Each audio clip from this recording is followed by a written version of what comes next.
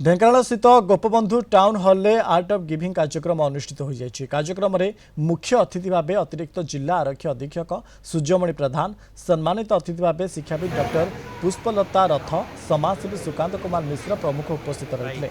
यह अवसर में डॉक्टर अच्युत सामंत लिखित पुस्तक आर्ट ऑफ गिविंग उन्मोचित होता। कार्यक्रम में किट किसर कर्मकर्ता जोग देते।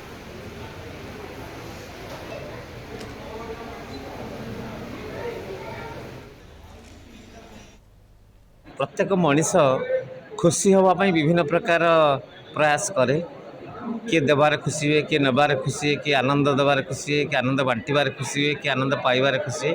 तेणु खुशी कौन प्रकार न था, खुशी अनेक प्रकार खुशी पाइबार। किंतु आर्ट ऑफ गिविंग जो शब्दटी से शब्द भितर अनेक किसी मनीष ईश्वर प्रकृति आमको दौर, आम प्रकृति की देवा, संस्कृति आमको दौर, आम संस्कृति की देवा।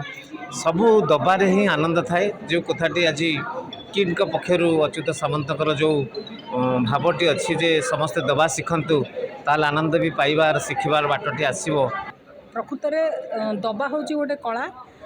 आम प्रति मुहूर्त नौचे और दौचे आम अजाणत हो बा जानत हो आम दे थाए।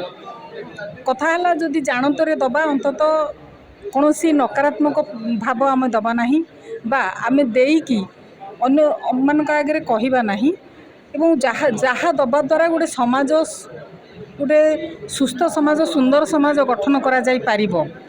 जेमिति अच्युत सामंत तांकर से जो जीरो पोवर्टी, जीरो हंगर एवं जीरो इलिटरेसी जहाँ माध्यम गोटे सुंदर सुस्थ समाज गठन पाई से जो स्वप्न देखिचंती ताको साकार करिबा पाई दीर्घ 30-40 वर्ष धरी से परिश्रम करुछंती। आर्ट ऑफ गिविंग डे रे उपस्थित रही मत बहुत अनुप्राणित लगिला, खुशी लगिला। प्रकृति में आम जिते समाज सेवा करूँ से आम शिखी समस्त को देवार कला, नेबार कला शिखी समस्त को देवार कला।